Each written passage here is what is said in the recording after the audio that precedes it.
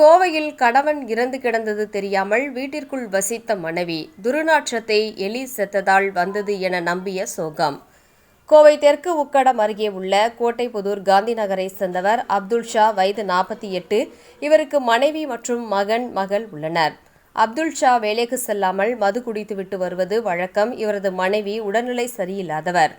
இதனால் அவரது மகன் ஷாருக்கான் மற்றும் மகள் அருகில் இருந்த பாட்டி வீட்டில் தங்கி வசித்து வந்தனர்.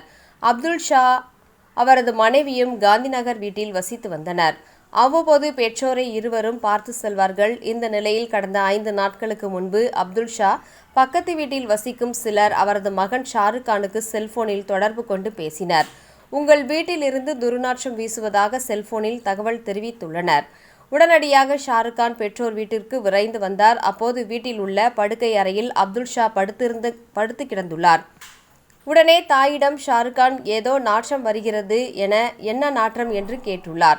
அப்பொழுது அவரது தாயார், எலி எங்கேயாவது செத்து கிடக்கும், அதிலிருந்து தான் துர்நாற்றம் வருகிறது என்று கூறியுள்ளார்.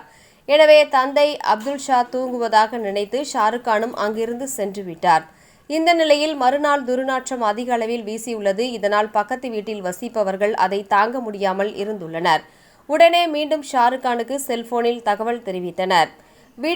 வீட்டில் இருந்து அதிக அளவில் துர்நாற்றம் வீசுகின்றது, யாரும் இருக்க முடியவில்லை என்று கூறியுள்ளனர். உடனே நேற்று ஷாருக்கான் மீண்டும் வீட்டிற்கு வந்தார். அப்போது தன் படுக்கை அறையில் இருந்த தந்தையிடம் அப்துல் ஷா எழுந்து வராததும் அங்கிருந்துதான் துர்நாற்றம் வீசுவதும் தெரிய வந்தது. அருகில் சென்று பார்த்தபோது அப்துல் ஷா படுக்கையில் இறந்து கிடந்தார். அவர் இறந்து 5 நாட்களுக்கு மேல் ஆகிவிட்டது என்பதால் துர்நாற்றம் கடுமையாக வீசியுள்ளது.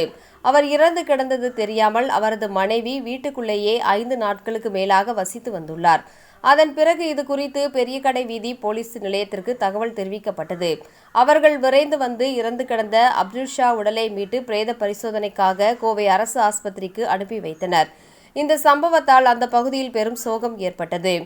கணவன் இறந்து கிடந்தது தெரியாமல் ஒரே வீட்டில் மனைவி வசித்து வந்த சம்பவம் அந்த பகுதியில் உள்ளவர்களை பெரும் சோகத்தில் ஆழ்த்தியுள்ளது.